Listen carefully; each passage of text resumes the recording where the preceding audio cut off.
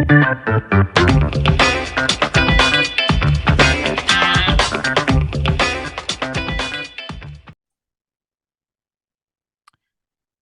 right, we are back with another episode of the Real Estate Investing Club. Today we have Matias Daroch with us from all the way down there in Chile, South America. I don't even know. Are you guys in the same time zone as us right now in the Pacific time? No, not really. Pacific time, no. We're like 5 hours apart. Really interesting. I guess I was assumed just because we're on the same coastline, being up here in Seattle, you down there in Chile, that we'd be the same. But I guess the coastline kind of goes to a slant there, so you're probably a couple hours ahead. But right on, yeah. Matias is here from South America. He focuses on Miami, single family, high end development, flips. Built to sell is the strategy that they use. And so I am super excited to go into this. We can talk about a lot of things. Permitting, finding land, I'm assuming is something that you guys work on, building designs, all Yeah. that kind of stuff. So Matias, I'm super excited to jump into this. Yeah, me too. And thank you so much for having me. Yeah, absolutely. Um, so I told you right before we got on here, our bread and butter when we start the show is to hear people's stories because everybody in real estate has a good story to share. So I'm sure you got a good one too. Why don't you take us to the beginning of your real estate journey? How'd you get started in real estate? All right. Yeah. So just to be super clear, I'm an architect. Hmm. I studied architecture here in Chile. Going a bit more years behind. I did grew up in Miami for a few years when I was very little, up to like was 7 or 8 years old. So my family always got connections in Miami, and I went back to Chile, studied, finished my degree, and an amazing opportunity came to me, and for my family actually, and I was sent down to up to Miami to work on the family real estate business. So Hmm. we wanted to start with some things, single family, small homes, workforce housing, affordable housing, and that sort of stuff.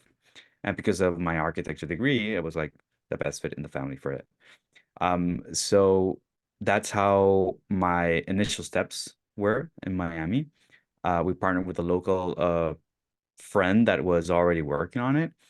And 2 or 3 years later, I got my architect's registration in Florida.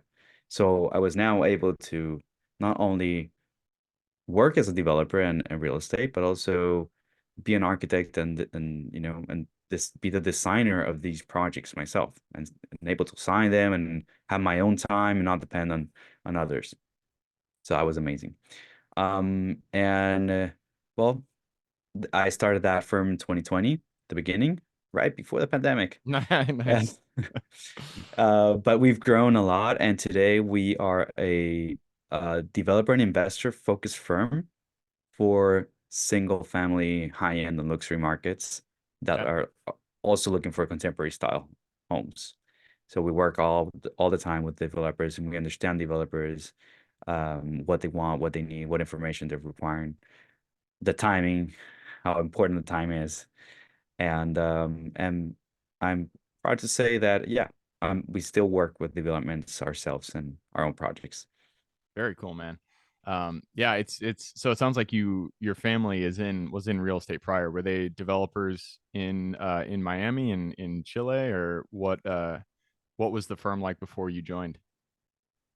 Well, actually, no, I went down to start the development firm. Okay. But we got associated with a family friend, which is basically not my business partner per se, but we worked strategically together, and yeah, he went with us. He's the builder, so I learned a lot from him Mm, on the real estate part, and then with all the architecture part, I learned with another local architect. But yeah, so the family real estate business started back in 2016 when I arrived in Miami. very cool. Um, yeah, so development is always from the investor's perspective, it is nicer because the costs are much more defined. When you're doing stuff Yeah. like flips, you never know what's behind the walls. You never know, there's things that you just don't know. And so it's really difficult to create a true, scope that you can stay within budget and really understand the profit that you're going to come out on the other end. But that's not the case with the development. But with high end, the high end luxury market of the single family residential, it's a little bit more risky.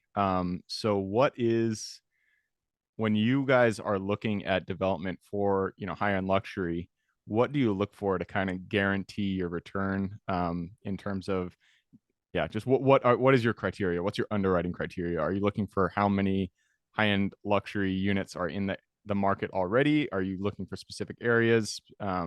Take us through how you find your projects. Um, it's a mix of many things for to balance it out, but we start with looking for certain locations and Mm, areas within the Miami metro area. We also trying to venture out to Palm Beach and Sarasota, which also has amazing areas there. But so that's the first part. And we would see an opportunity that is around the area or at the area. The first things we look at is the comparables. mm, See if it's a gated community, or the good comparables are inside a special gated community or something that might exclude the small lot that's just the next street. Um, so, you know, it's all about research in the end, the due diligence and research. So that small thing is there. And then when we say, okay, these are good checks, the price is right, of course, and we use a small rule of thumb, which is that the price of the lot plus the has to be what the profit is we're gonna get, more or less. mm. So if the lot is the property could be a lot or something with a house is, I don't know, 100, and the cost of construction is gonna be 300, we should sell it at least 500, so the cost plus So the you lot want price. okay. So your profit margin is I can't do the math there. Is it like 20%? Is that what you're looking for? Yeah, yeah, Okay. basically. Okay. There's a lot of intricacies about that. Then when we do the real performa, it gets lower or higher depending on a bunch of things. But that is like a first rule of thumb. Now, when we pass that, we start and we try to get the offer right away. Mm, So we send the offer, try to get it accepted as soon as possible.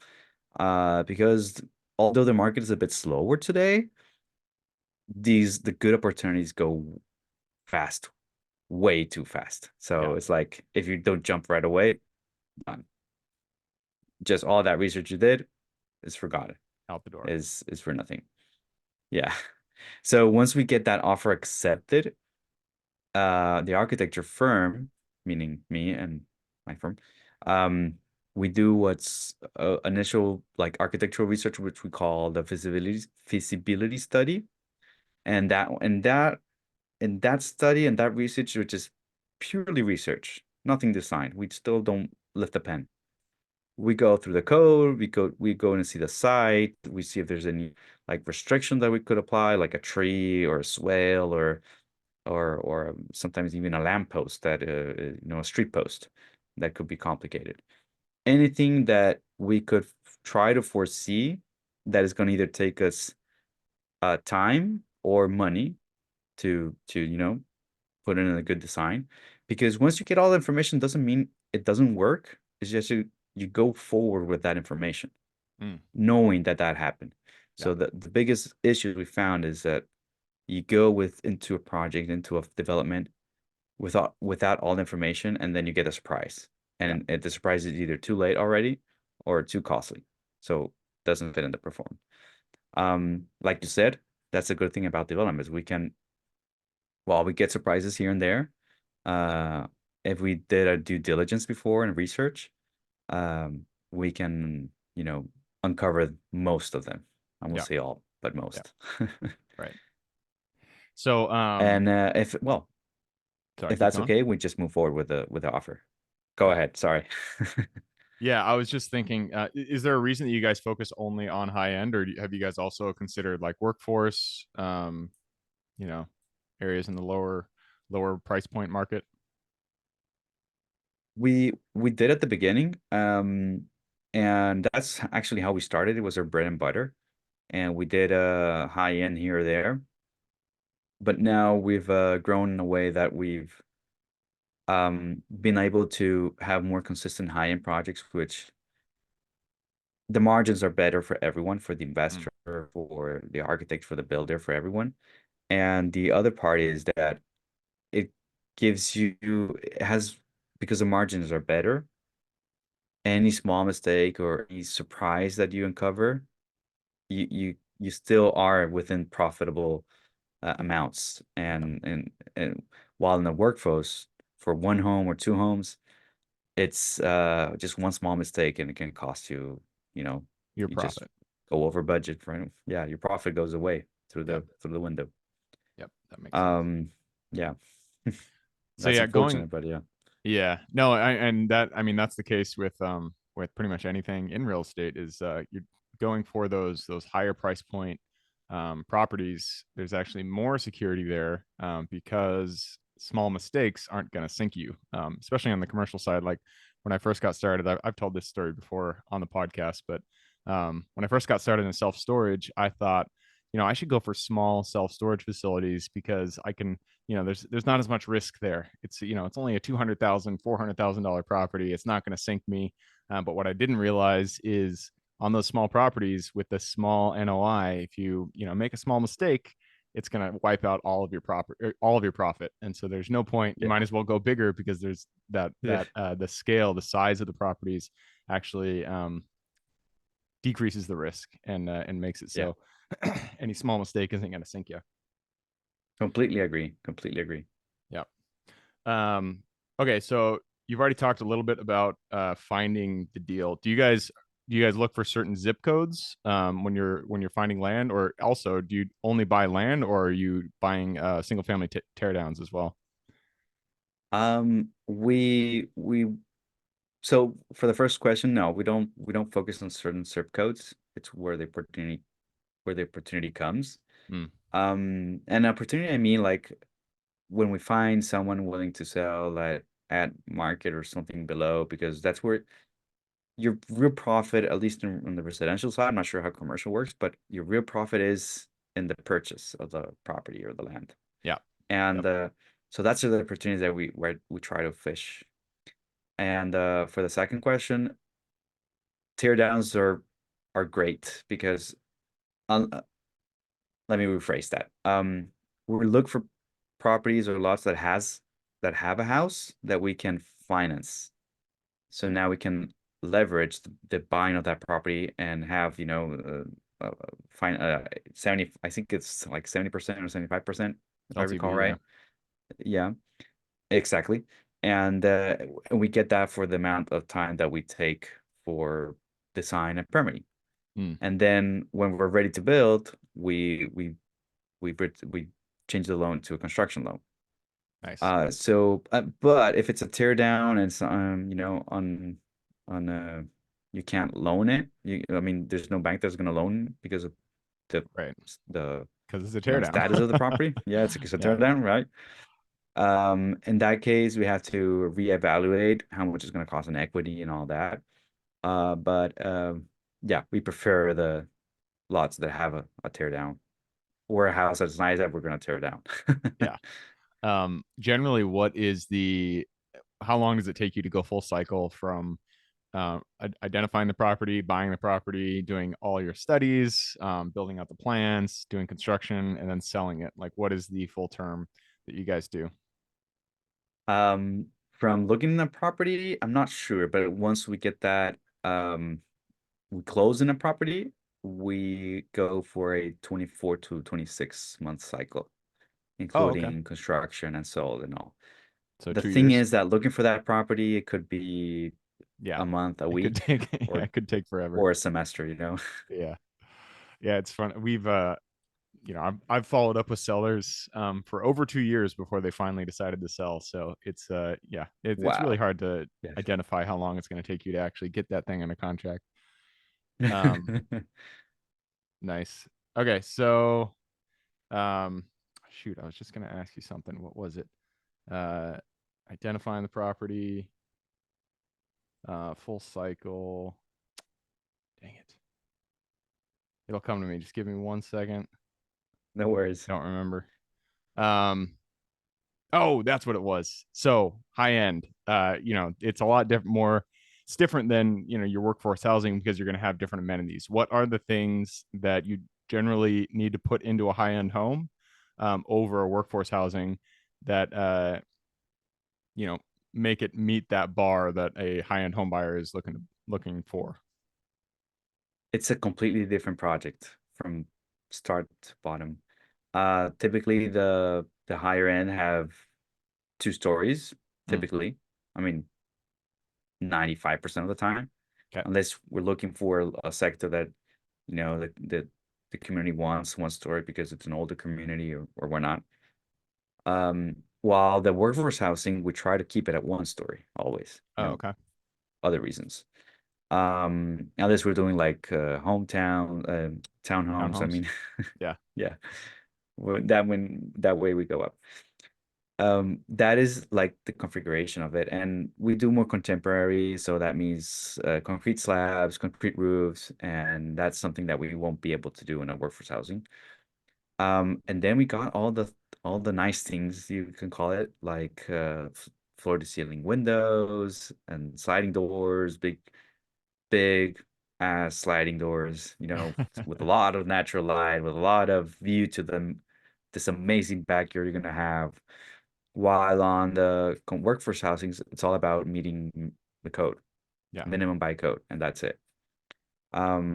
We when we did do workforce housing, we always look for the to work on the design itself, like have it very functional Mm, and nice without it costing way too much. I don't know, like 1% or 2% more maybe. But all the rest of the elements, like the kitchen, the windows, the roofs, and all that were, minimum by code, unfortunately. yeah. Um, but yeah, and on the other side, high end, we're talking about the highest ceiling you can get, 10 foot, 12 foot, 14 foot. And the kitchens are, I don't know, it's like crazy today. The kitchens are 100 grand, Oh, 150 grand. I mean, it's yeah. it's crazy. That's The crazy. amount of things you can put in the kitchen today. What else I can say? Um, yeah, workforce housing have like the kitchen and the fan and the dining room and the living room all integrated in one big great room. Hmm. And I would say high end have them separated, where you have the kitchen with a family room, and um, and then you got a formal dining and living room separate. Yeah. Small things like that, Do you double put height ceilings. do you put like pools, Oh, of rec course, rooms, yeah, I stuff like forgot that? that. I was thinking, yeah, in uh, Miami, you got to have a pool, right? yeah, there is no high end without a pool.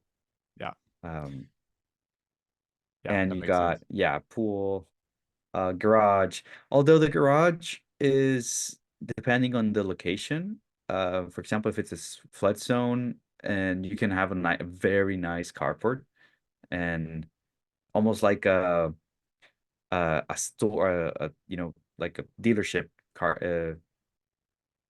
dealership carport where you can put nice lights and a nice material so you can show off your car. Mm, Um, so you either have that carport or you have a big ass garage. yeah. I'm talking about 3, 4 cars in the garage. Jeez. More cars than I own, that's Those for are, sure. yeah. Well, those are for the bigger homes, of course, and we also have high end that are not that big that we would just put to a car garage, but Yeah. always the pool. Always a pool. Makes sense. Here in Seattle, we do not have pools. That's not a thing that we quite understand. All right. That leads us to the quick question round. We've gone through our 20 minutes, so it's time to jump over. Are you ready? I think so. Ready or not, right? All right. It starts with education. It could be any form of education. It could be books. It could be movies. It could be Netflix shows, whatever. I don't know why I chose movies and Netflix shows as educational, but give me two recommendations, one for general life wisdom and then one for real estate. Journal Life Wisdom, I would go with Atomic Habits, the Oh book. yeah, it's a good Very one. good. There's another one that I really like that I just forgot, but okay. And for real estate, the basics to start for anyone who's starting, Rich Dad, Poor Dad. The classic, the little purple Bible of Yeah, real estate.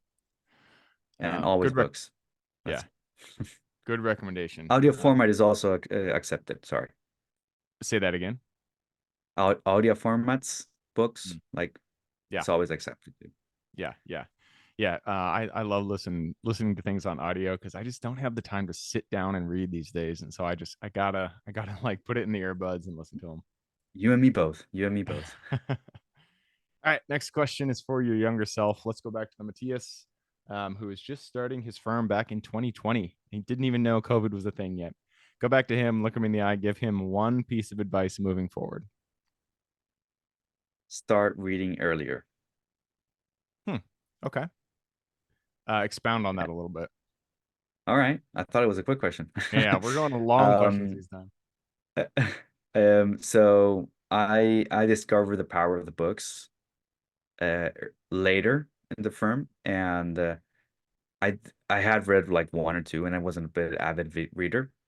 But it would have helped me a lot more at that time, Yeah. And are you talking like like one book a professional? month at least. Are you talking like Professional, yeah, yeah, professional yeah, books? Okay. Makes yeah, yeah, sense. yeah. Yeah, Yeah, it sorry, yeah, is didn't it is wasn't clear crazy there. how reading can really stretch your mind and expound. There's this one quote. I don't remember who it's from. I don't really remember what the quote is, but the gist is that when you read, your world expands, and it never goes back to the same shape because you now have accessed different elements of the world that we live in. So I always like that because I felt like it was true. The more I read, the more perspectives I get. Um, my world changes, the way I interact with the world changes, and yeah, if you haven't had that experience, it's great when you first get into books. That's for sure. I agree. And that's a nice one. Yeah. All right. Next question is about the U.S. It's a big place, a lot of opportunity out there. And I'm gonna say not the U.S. You can all of the Americas. You can say North America, South America. Just give me one metro, one city outside of Miami. We're gonna take Miami out of the equation. Okay. Give me one city that you're most excited about investing in today. In investing out of Miami. Oh, that's a tough one. Um, I'm not sure how to answer that one, but I would say only because of my knowledge right now, Hmm, I would go with the West Palm Beach, Sarasota area. okay. So Florida, west of Florida, Yeah. I mean, Florida, southwest all of Florida. Florida is a good market to invest in, so you can't go wrong there. Um, Yeah, I think that's why I'm comfortable saying that because I know more Florida than any other state. So yeah. yeah, makes sense. Do you invest at all in Chile? No, no, in Chile we are um pulling out mostly. I never actually invested in Chile. All the investments on real estate were done in Miami, and Hmm. we worked over there, of course, but over here, right? I'm here now. Um, but no investments in Chile right now, and none planned for the future.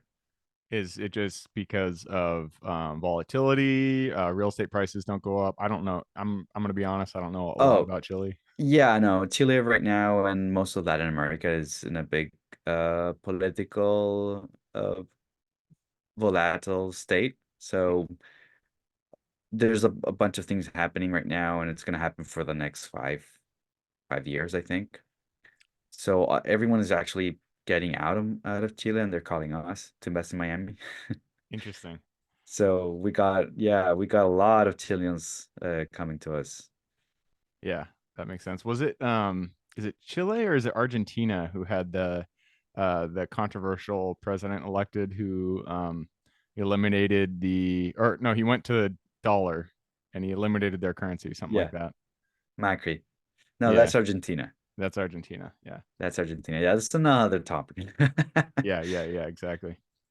Yeah, All but Chile, we have our own president too, which is hasn't give us much guarantees for construction. So they give permits and then they revoke them, and that's kind of breaking the real estate world Yeah. apart.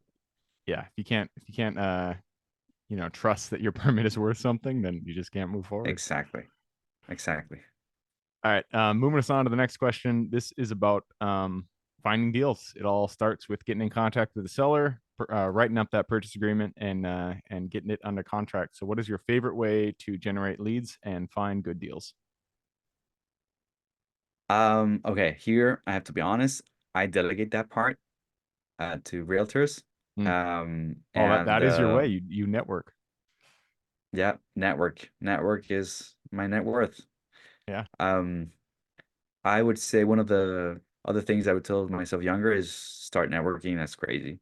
And that's yeah, it it's key to expand and sharing too. I mean, don't just say hi and be friendly. Share information here and there. That information comes back and it's much richer. Yep. It comes really enriched. Yeah. Absolutely.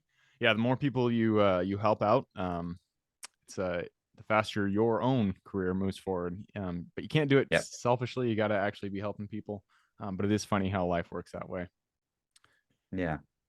All right, Yeah. next Completely agree. question is about lessons learned. Not every deal that we get into goes the way we expect it. A lot of times, a wrench is thrown into the mix and things go a little sideways. But in those experiences is where the greatest lessons that we learn are. So, what was a deal that kind of went a little sideways for you guys? And what was the lesson you pulled from it? This was a while ago and a pretty big one. It didn't happen to me directly, but I was sort of there involved. Um, we brought in an investor that not only invested like in the equity, also invested in the loan instead of asking for a lender and a private lender or a bank, he he loaned the part of the property. So the thing was he wanted to sell to a price and the market wasn't there Mm, and it took us an extra year to sell. And for those that understand the numbers, time is money, of course. That extra year ate all the interest in the loan that mm, he was earning himself. So at the end, the project was profitable, but he earned the whole profit, and we stood with nothing. We ended up with yeah, nothing. I yeah, think we broke even, but that barely, and he earned the whole thing. So lesson learned. Uh, separate things. Don't put all their eggs in the same basket. Um, and uh, and the other thing is there is no success without uh failures. And I mean, yeah, now I talk about a bunch of things that worked, but before that, a bunch of smaller things or bigger things didn't work. So yeah, yeah, it's funny how all those little failures you forget about them, but yeah, you definitely once you have success, all you're seeing is your success. But there's all those small failures that happen along the way, that kind of act as stepping stones to where you are today. But yeah, I did a deal like that one time where I promised. The guy wanted more than I thought. This was right when I was starting, and the guy wanted more than I thought the house was worth. But I was just so eager to get a deal done. mm, This was back in like 2015 or something, that I promised him profit on the end when I sold it. And this was when I didn't know much about flipping and I didn't understand the costs well, and so it took more in costs than I had expected. The flip was more expensive, and so he essentially oh, took all the profit on the end, and I was so angry. I was like, oh, this damn. is the worst. But yeah, that was a lesson that I have not repeated since then. So you take it with you. All the work for nothing. Oh Yeah, God. exactly. Yeah. All right, that leads us to the last question. This is for the listeners. You have given us a lot to think about. I'm sure people want to reach out, get in contact with you. How can they find you? And then what can they expect when they reach out to you? So the best way is you can go to our website, mitarchitecture.com. There's more contact information there. But that's a pretty nice way to start. We had got a blog post there that with a bunch of information that you can go through. And if you contact us either by email or on the phone, I won't assure you we're going to answer right away. Um, but email, we'll try to get back to you in at least 3 days and see how we can help. Cool. That is mikarchitecture.com. And I would suggest you guys go and check out their website because their projects look really nice. Thank you. I just like looking at architecture, nice looking houses. And these are some pretty houses. So good job, you guys. Thank you All right. so much. Yeah. So that wraps it up. Thank you very much for hopping on the show. No, thank you. It was very fun. So have an amazing weekend. Absolutely. For everybody who's here with us today, thank you guys for showing up. You are the reason we do this. So if you guys have any questions, reach out to me, Gabe at therealestateinvestingclub.com. As always, if you want to support the show, just give us a like, subscribe, share. Other than that, I hope you guys have a great week. Keep rocking real estate, and I look forward to seeing you on the next episode.